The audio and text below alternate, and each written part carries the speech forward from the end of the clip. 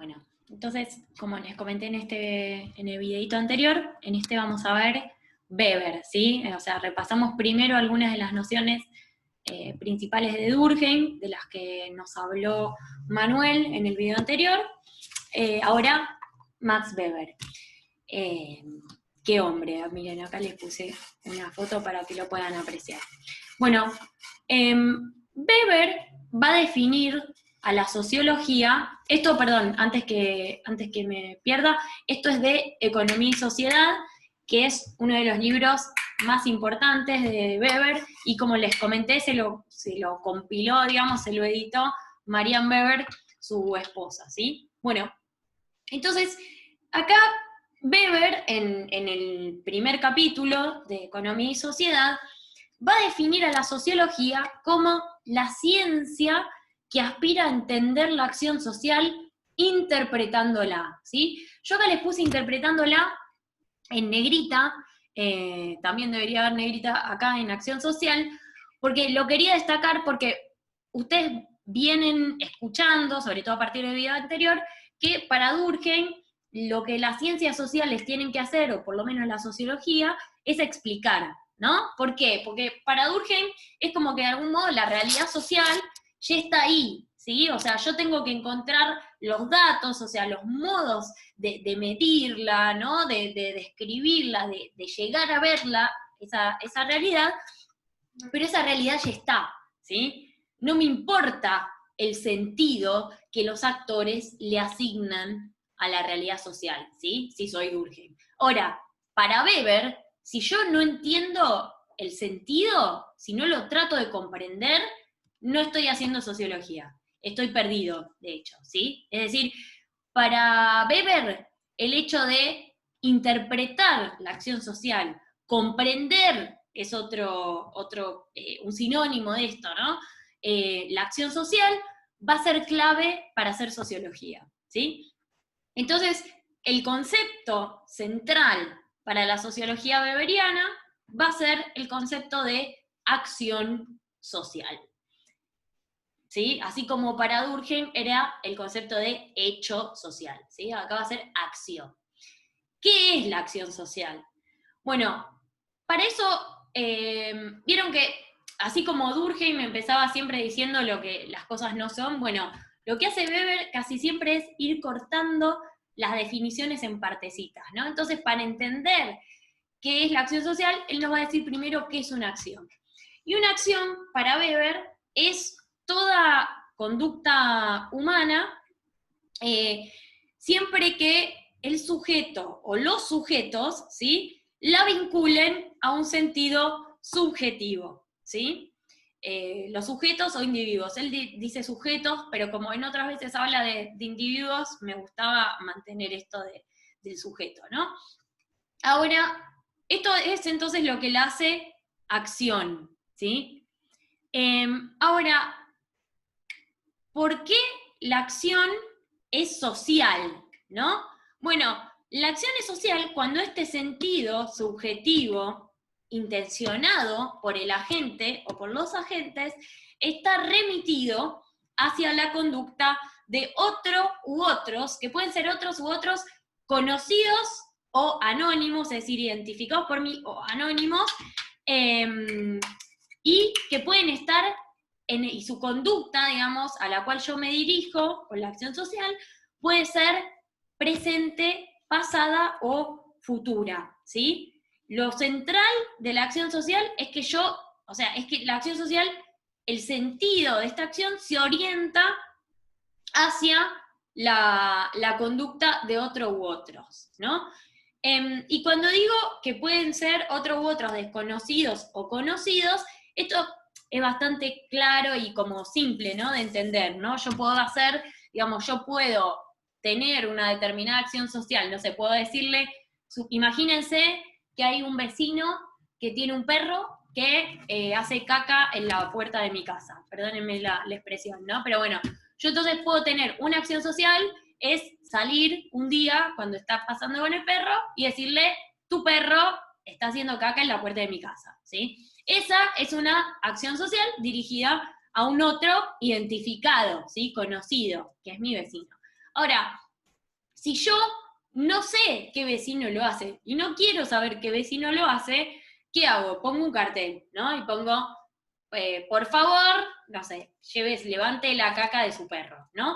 En ese caso, ese otro al cual se dirige la acción social es un otro anónimo, ¿sí? Desconocido. Puede ser cualquiera que pase por ahí. De hecho, lo va a leer, la mayoría de la gente que lo lea no va a ser la gente cuyo perro haga caca en mi vereda, ¿sí? Entonces, por ese motivo, bueno, estaría dirigido a un otro desconocido.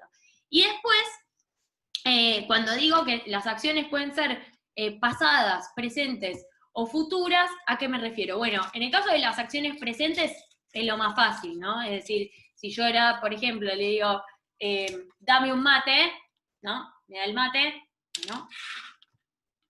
Bueno, es una acción presente, ¿sí? Estoy pidiéndole un mate, es decir, mi conducta se orienta hacia la conducta de otros, en este caso, esta persona que quiero que me dé un mate. Ahora, si yo quisiera, ¿no? Que esta persona me haga un mate mañana a la mañana, y entonces le digo, por favor, ¿podés darme un mate mañana a mañana? En ese caso, mi acción va a estar orientada hacia una conducta futura del otro, ¿sí? O la otra, o le otre, ¿sí? Y también, del mismo modo, también pueden estar orientadas hacia las conductas pasadas. Esto parece como lo más difícil, pero en el campo de la historia ocurre todo el tiempo, ¿sí? O sea, cuando yo digo, bueno, es cierto que, digamos, que operan, digamos, en distintos sentidos, pero, por ejemplo, no sé, cuando las católicas por el derecho a decidir dicen que la Virgen María, no sé si, disculpen los que no son católicos, igual lo pueden googlear, ¿no? Pero dicen, bueno, la Virgen María no, digamos, no aceptó el mandato del ángel Gabriel, sino que decidió ser madre del Hijo de Dios, imagínense, ¿no? Bueno, en ese caso es una acción que se dirige hacia el pasado, o sea, que lo que busca es revisar un mito, digamos, muy antiguo y muy importante, y a partir de ahí ir revisando, digamos, como todas las acciones, ¿sí? Entonces, se dirige hacia la conducta de otros del presente y del futuro, porque ellas lo hacen para, no sé, cambiar la realidad, pero se refieren hacia las conductas de otros en el pasado, ¿sí? Se orientan hacia esas conductas, ¿bien? Bueno, y digamos, lo de las conductas futuras, de todos modos, donde más se aplica esto de las modificaciones de las conductas, es en la bolsa, en las corridas cambiarias, ¿sí? Es decir, cuando yo hago, digamos, algún tipo de operación que cambia el precio de las acciones o el precio del dólar, por ejemplo, acá en Argentina, bueno, lo hago para que, vamos a modificar la conducta de los demás en un sentido que a mí me resulte conveniente, ¿sí? Qué sé yo, subir el precio del dólar, por ejemplo. Bueno, entonces, hasta ahora vimos que la acción es toda conducta humana siempre que esté vinculada a un sentido, y esa acción va a ser social cuando este sentido esté referido hacia la conducta de otro u otros, ¿no? Y hay una cuestión más que tiene que ver con esto de qué es el sentido de la acción, ¿no? Y el sentido, es cierto que para Weber tiene que ver más que nada con, digamos, con la orientación, si se quiere, de la acción, con la intención de los sujetos al actuar, pero también, digamos, esta idea de sentido, la verdad es que a lo largo de la historia de la sociología fue como rebalsando esta idea de intencionalidad hacia otras nociones, ¿no? Hacia nociones como significado, ¿sí? Digamos, que implican leer las acciones más allá de su intencionalidad, ¿sí? Entonces, para Weber, este sentido, ¿no? Hay varias cuestiones a tener en cuenta. Por un lado, este sentido puede existir como existente de hecho, dice él, que esto quiere decir que, bueno, algo muy básico, que el sentido existe, ¿sí? O sea, que el sentido existe. Ahora, puede existir como un caso dado, un caso histórico dado, o puede existir como promedio de una masa de hombres que actúan, ¿sí? Eso quiere decir que más o menos, o sea, yo puedo saber en una batalla, aunque no haya hablado con cada uno de los soldados, puedo entender el sentido de una acción militar, por ejemplo, de una estrategia, ¿sí? Pero también, digamos, el sentido existe como punto histórico, ¿sí? Por ejemplo, hablo con el capitán, o no sé, con el general me dice, vamos a ir por acá, y otros van a venir por acá, y los vamos a encerrar. Bueno, esa estrategia sería, digamos, un sentido en un caso histórico dado, ¿sí? Pero bueno, esto entonces es una forma en la cual el sentido aparece, ¿no? Es el sentido existente hecho en cualquiera de estos dos casos, como promedio histórico o como caso histórico concreto, ¿sí? Pero también el sentido, además de existente de hecho, se puede reconstruir como tipo ideal, ¿sí? Esto ahora vamos a verlo con más cuidado hacia el final, cuando veamos la metodología, en qué consiste el tipo ideal, pero lo más importante para ahora es que es la principal herramienta con la cual cuentan los sociólogos para justamente reconstruir el sentido de la acción en caso de que no podamos preguntar, que esto es central, ¿no? Esto es lo principal, digamos, la principal tarea del sociólogo para Weber va a ser preguntar, ¿no? O sea, cuando yo quiera saber por qué alguien hizo lo que hizo o hace lo que hace, lo primero que tengo que hacer es decirle, ¿por qué lo hiciste? ¿Sí? Después, si no puedo hacer eso, lo puedo reconstruir como tipo ideal. ¿Se entiende esto? Pero lo central, o lo que a mí me parece como más interesante acerca de la definición de sentido, es que el sentido para Weber no es ni objetivamente justo o injusto, ¿sí? Eh, ni metafísicamente verdadero o falso. Esto, que parece una pavada, me quiero detener un poquitito porque la verdad que es lo más importante de la sociología de Weber, también llamada sociología comprensiva o paradigma interpretativo. ¿Por qué? Porque acá lo que nos está diciendo Weber es que todas las acciones tienen un sentido para quien las realiza. Esto grábenselo, todas las acciones tienen un sentido para quien las realiza. Esto, más allá de Weber, es central para toda la sociología. ¿Por qué? Porque el sentido común tiende a pensar muy poco de esta manera, ¿sí? ¿Cuáles son en general las explicaciones de sentido común acerca de por qué la gente hace las cosas, sobre todo las cosas que no nos gusta que hagan, ¿no? ¿Cuáles son en general esas interpretaciones? ¿Es tonto o tonta? ¿Está loco, no? ¿O está loca? ¿O lo manipulan, no? No puede elegir, o sea, no sabe lo que hace porque está manipulado, que es bastante cerca, además de es tonto o tonto. Y además, la otra es miente, ¿no? ¿Por qué? Porque está mintiendo, porque es una mentira. Bueno, ninguna de estas explicaciones significan algo, o sea, puedo, por supuesto, tener estas explicaciones acerca de por qué la gente hace algo, pero no voy a estar haciendo nada cercano a la sociología, ¿sí? O sea, para la sociología, estos argumentos no existen, ¿sí? Estaba loco, es tonto, lo manipulan o está mintiendo, ¿sí? Siempre las acciones para la sociología weberiana tienen sentido para quien las realiza, y si tienen sentido para quien las realiza, mi rol, mi tarea como investigador, como investigadora, es conocer el sentido de esa acción. Si yo no me esfuerzo por conocer el sentido de esa acción, si no me acerco al sentido de esa acción, no voy a saber nada sobre esa acción y por lo tanto no voy a estar haciendo sociología. Esto es muy contraintuitivo y va muy contra el sentido común en el cual vivimos, sobre todo con esto de que las acciones no son justas o injustas, ni verdaderas o falsas, ¿sí?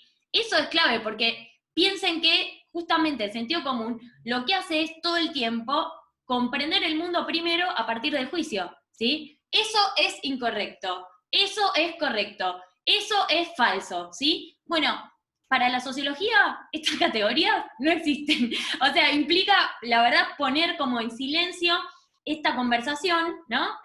Sobre lo verdadero, lo falso, etcétera, y tratar de entender, o decir, o en todo caso asumir, ¿no? Que es verdadero para alguien, porque estas son categorías nativas, o sea, son categorías que aparecen todo el tiempo cuando nosotros investigamos, en los discursos, ¿no? Todo el tiempo alguien, en la política, en la religión, en la educación, en todos los ámbitos, aparece esto de nosotros somos los verdaderos tal cosa, los auténticos tal cosa, ¿no?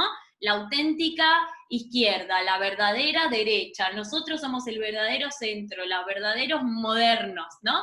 Bueno, estas son categorías nativas, ¿sí? Es decir, son categorías de los objetos que nosotros estudiamos, las poblaciones que nosotros estudiamos. Pero para nosotros, estas categorías no existen, ¿sí? Y esto es central porque, entonces, como no existen para nosotros estas categorías o no son productivas, ¿qué es lo que tenemos que hacer? Tenemos que analizar justamente qué sentido tienen los discursos, las acciones para los objetos, para las poblaciones, los individuos que nosotras y nosotros estudiamos, ¿sí? Bien, entonces, dicho esto, entonces la acción social se orienta por las acciones de los otros, ¿sí? Una acción es social cuando el sentido se dirige hacia la conducta de los otros. Entonces, a partir de esto podemos definir algunas de las características, ¿no? De la acción social. Primero, una cosa importante es afirmar que así como no toda actividad humana es una acción, ¿no? Y si yo, por ejemplo, camino dormida, o hago algo inconscientemente, o estoy sin conciencia, pero no obstante sigo actuando, no es una acción, ¿sí? Tampoco, digamos, toda acción es social, ¿sí? Esto es central. La acción es social solamente cuando está orientada por las acciones de otros u otras, ¿sí? Ojo, porque esos otros u otras no necesariamente son personas humanas, ¿sí? Si yo oriento mis acciones en función de la conducta de Dios, por ejemplo, bueno, yo les comenté que soy socióloga de la religión, así que perdón que a veces uso mucho estos ejemplos, ¿no? Pero si yo oriento, por ejemplo, mi conducta para que Dios me perdone, ¿no? Y me deje ir al cielo, por ejemplo, el día que yo muera, bueno, estoy orientando mis acciones hacia la conducta de otros. Ese otro, por eso les digo, puede ser Dios, pueden ser entidades no humanas, ¿sí? O sea, pueden ser la Pachamama, ¿sí? Puede ser el bombero, si hay alguien de acá, no sé si hay gente de la región noreste de la Argentina, bueno, yo puedo decir, bueno, no salgo a la noche sola porque me agarra el bombero. Bueno, eso también es una acción social, ¿sí? Es decir, está orientada hacia la conducta de otros. Por otro lado, no cualquier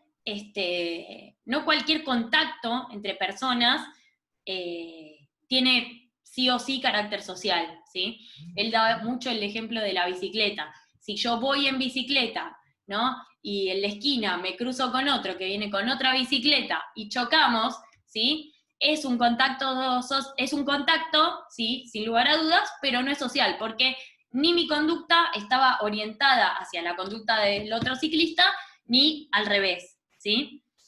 Y por último, la acción social no es ni una acción homogénea de muchos, ni la acción de alguien influido por otros, ¿sí? Todo esto, ¿con qué tiene que ver? Con distinguir justamente a las acciones sociales con las acciones de masas, ¿sí? Y fíjense que acá, en esta distinción, ¿no? No es la acción de alguien influido por otros, justamente también hay un corte bastante fuerte con la definición de hecho social, que es justamente cualquier forma de hacer, pensar y sentir que justamente se caracteriza por ser un producto de la coerción externa, ¿sí? Bien. Dentro de esto tenemos dos tipos de acción social. Acá pareciera que hubiera tres, pero los puse así porque las racionales verdaderamente, o sea, esto está mal decirlo así, pero son las más importantes, las irracionales.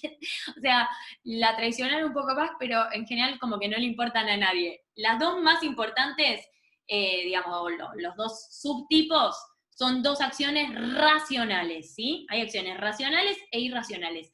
Dentro de las racionales, tenemos las racionales con arreglo a fines, ¿sí? ¿Qué quiere decir que son racionales con arreglo a fines? Que están orientadas, ¿sí?, por expectativas de las conductas de otras personas, pero empleamos, digamos, estas expectativas como condiciones o como medios, ¿sí? A ver, para simplificar un poco, en la acción racional con arreglo a fines, las expectativas que yo tengo sobre la conducta de los demás y la propia conducta de los demás, por lo tanto, es un medio para la persecución de mis fines, ¿sí? ¿Se entiende? Quiere decir, la conducta de los demás es un medio, ¿sí? Bien, entonces, esta es la racional con arreglo a fines. La acción típicamente racional con arreglo a fines es justamente la acción por la cual yo obtengo una ganancia. Esto es importante, ¿sí? La acción típicamente capitalista, si bien no está exactamente en este capítulo, está más desarrollado en su libro En la ética protestante y el espíritu del capitalismo, la verdad es que la acción típicamente racional con arreglo a fines es la acción capitalista, ¿sí? Es decir, la conducta de los demás es un medio para obtener un fin, que es justamente acrecentar la ganancia lo más posible, ¿sí? Los beneficios, en realidad. La ganancia capitalista sobre todo, pero los beneficios, maximizar los beneficios.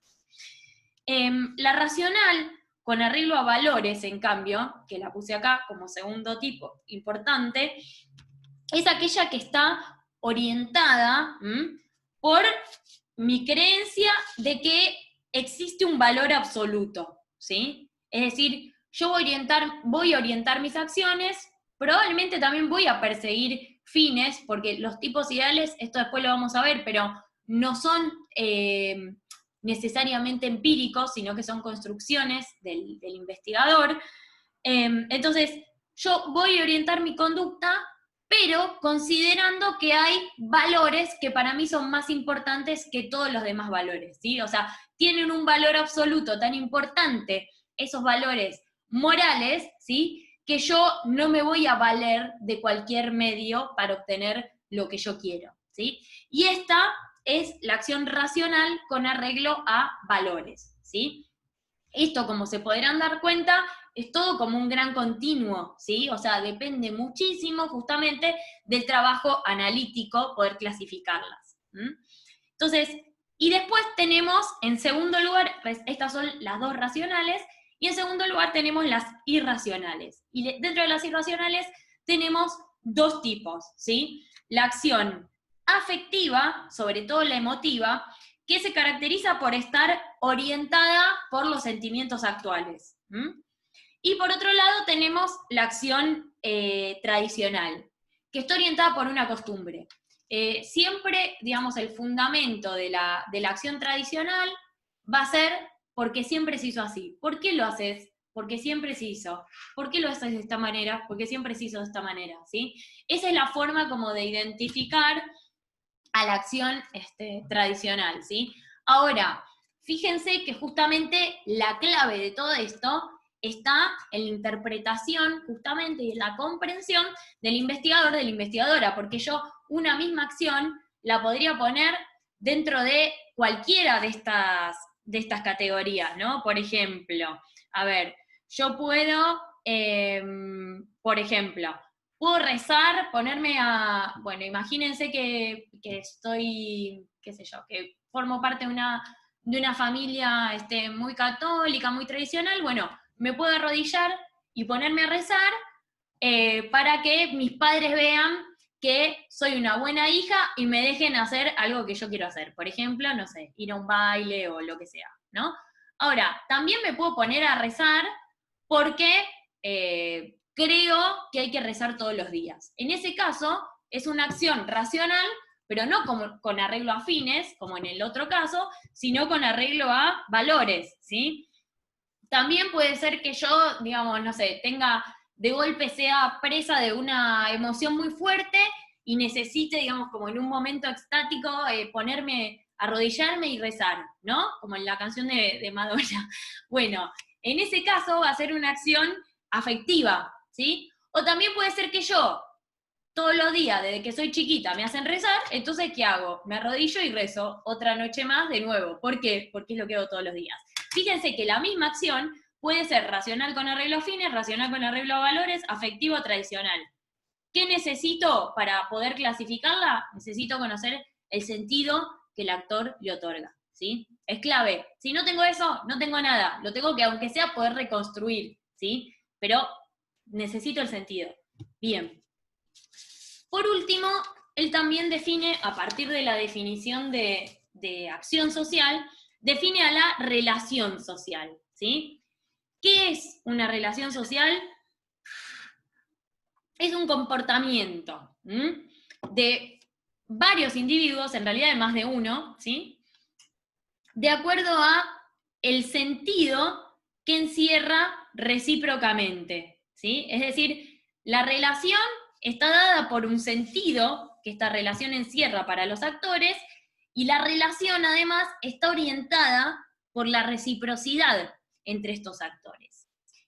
¿Esto qué significa? Significa que para que haya una relación tiene que haber una bilateralidad recíproca, ¿sí? Es decir, los dos que forman, o dos o más, o sea, quienes forman parte de la relación, tienen que ser conscientes de que ahí existe reciprocidad, ¿sí? Pero además, el contenido, digamos, de la relación social tiene que ser empíricamente determinable, ¿sí? ¿Por qué? Porque comprende una determinada intencionalidad por parte de los participantes, ¿sí? ¿Esto qué quiere decir? Las relaciones tienen una orientación, ¿sí? Quienes forman parte de las relaciones sociales le otorgan a esas relaciones un sentido. Pregunta o cuestión súper importante. ¿Ese sentido tiene que ser el mismo para todos los que forman parte de la relación? No, no necesariamente tiene que coincidir, pero sí tienen que coincidir en que existe bilateralidad en esa relación, ¿sí? Es decir, yo puedo, no sé, hacerme la amiga de mi jefe para que, no sé, me dé más responsabilidades o me sube el sueldo y qué sé yo, sí. ¿Puede ser que mi jefe no tenga la misma intención? Sí, ¿sí? Pero los dos estamos de acuerdo en que existe una relación de amistad. ¿Se entiende esto? O sea, es decir, ven que vuelvo sobre esto, perdónenme si soy un poco pesada, pero para mí es muy importante que entiendan que justamente las categorías de mentira, verdad, engaño, no son importantes en la sociología para Weber, ¿sí? Es decir, lo que importa acá es justamente que ambos integrantes, en este caso, qué sé yo, el jefe y el subordinado, ¿no? Forman parte de una relación, existe un consenso en torno a que esa relación es de amistad, lo que él llama recíproca bilateralidad, tienen exactamente, digamos, la misma intencionalidad, el mismo sentido para los que forman parte de ella, no, pero la relación tiene el mismo sentido para ambos, que es amistad, ¿sí? O en otro caso, subordinación, o en otro caso, no sé, relación educativa, o en otro caso, relación amorosa, afectiva, lo que sea, ¿sí? Es decir, después, obviamente que no van a coincidir los sentidos que los individuos le otorguen cada uno de ellos, ¿sí? Pero lo que importa es que ambos le asignan un sentido de bilateral, digamos, a esa relación. Y por último, entonces, respecto a Weber, me gustaría meterme un poquitito en esto de la metodología de análisis que Weber nos propone, ¿no? Y esta metodología es justamente, bueno, acá hay como dos cuestiones a tener en cuenta, esperen que dejo de compartir un poquitito. Bueno, entonces, retomando la cuestión esta de la metodología que Weber plantea, me interesa primero volver hacia algo, discúlpenme que vuelvo otra vez, pero realmente es central para poder entender la propuesta de Weber, que es la cuestión del paradigma comprensivo, ¿sí? Es decir, ¿por qué importan las acciones sociales? Porque tienen un sentido para quien las realiza. Entonces, ¿cuál es la tarea de la sociología? comprender ese sentido, interpretar ese sentido. ¿Cómo lo puedo hacer? Lo puedo hacer preguntando o lo puedo reconstruir históricamente, ¿sí? A través del método comparativo histórico, ¿sí? Entonces, esto es clave, digamos, como para entender un primer círculo, digamos, de lo que es la propuesta metodológica de Weber, pero la cuestión importante también es que Weber nos da una herramienta, digamos, para justamente poder acceder al sentido de las acciones, que a priori, digamos, hay que hacer un esfuerzo para poder acceder, en esto coincide con Durkheim, no es algo que para mí es transparente, ¿sí? O sea, no es algo que simplemente yo lo miro y está, sino que el sentido de la acción lo tengo que buscar, tengo que escarbar. Y para eso tengo una herramienta como investigadora, como socióloga, que son los tipos ideales o tipos puros, ¿no?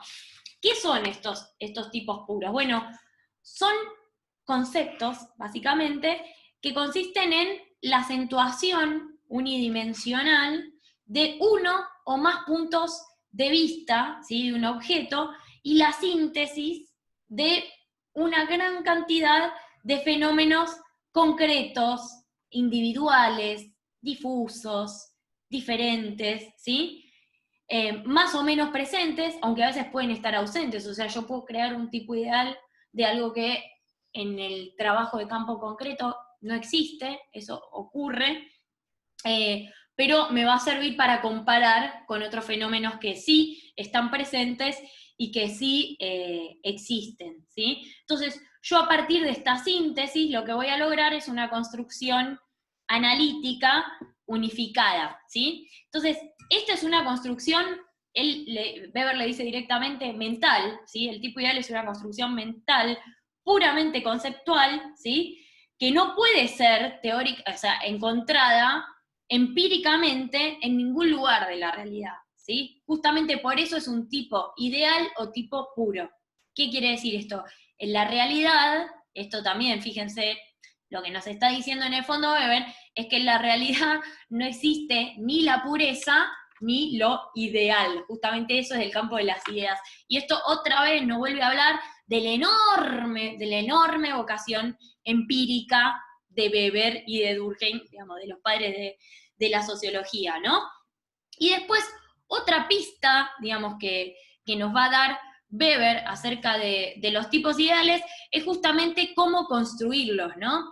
Y él nos va a decir, esto lo va a decir puntualmente acá en el capítulo primero de Economía y Sociedad, que yo para construir un tipo ideal o un tipo puro, lo que tengo que hacer es desarrollar, pensar el desarrollo de la acción que estoy estudiando como puramente racional respecto a un fin. ¿Vieron que yo les dije que la racional con arreglo a fines y la racional con arreglo a valores son realmente las más importantes de las de Weber? Bueno, sobre todo esta, la racional con arreglo a fines, va a ser la clave para pensar la realidad empírica y la realidad de la sociología, ¿sí? Y ven que acá hay algo muy fuerte, que a mí me encanta además en lo personal, que es un supuesto de racionalidad, ¿sí? No solamente todas las acciones tienen sentido para quienes las realizan, sino que además todas las acciones tienen racionalidad para quienes la realizan, ¿sí?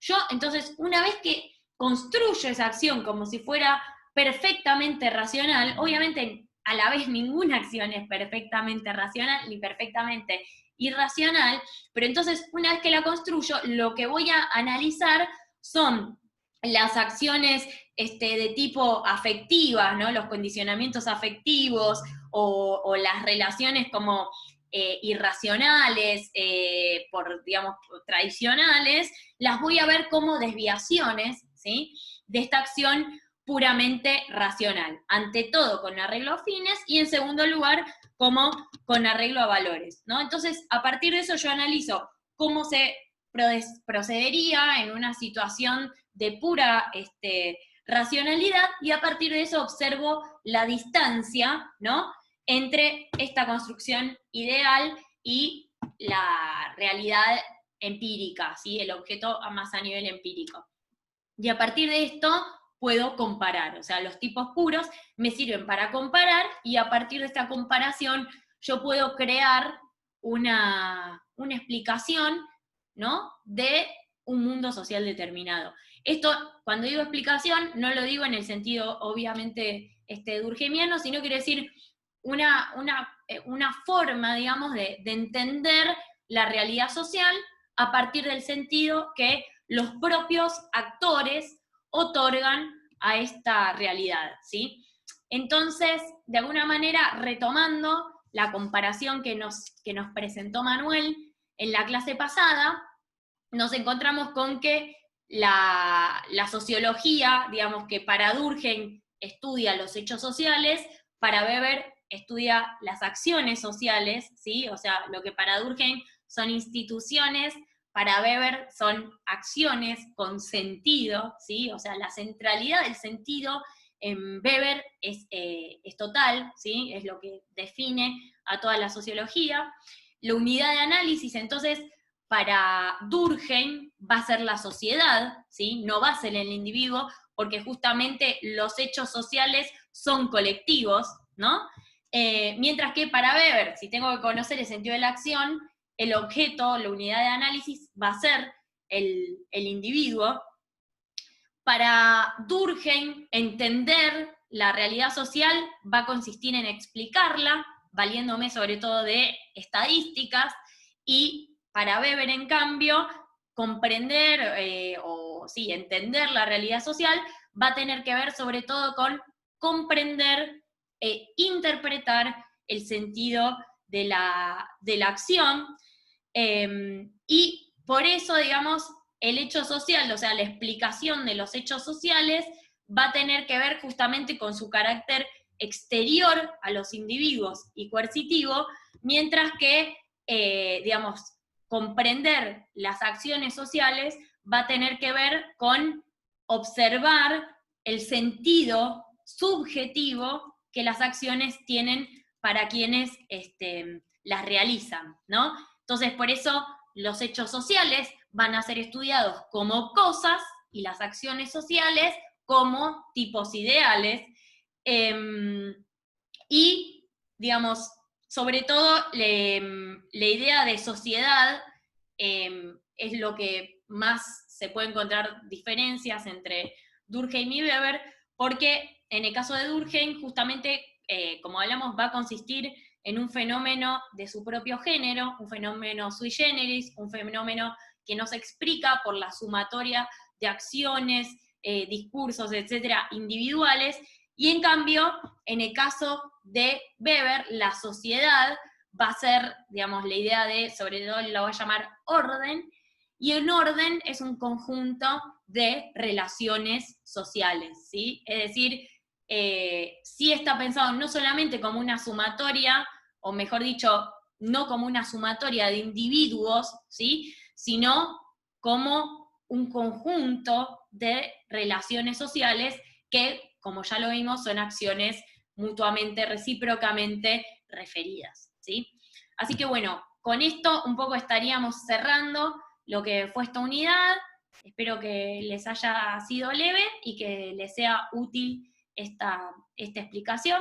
Y bueno, nos vemos en las próximas clases. Un saludo.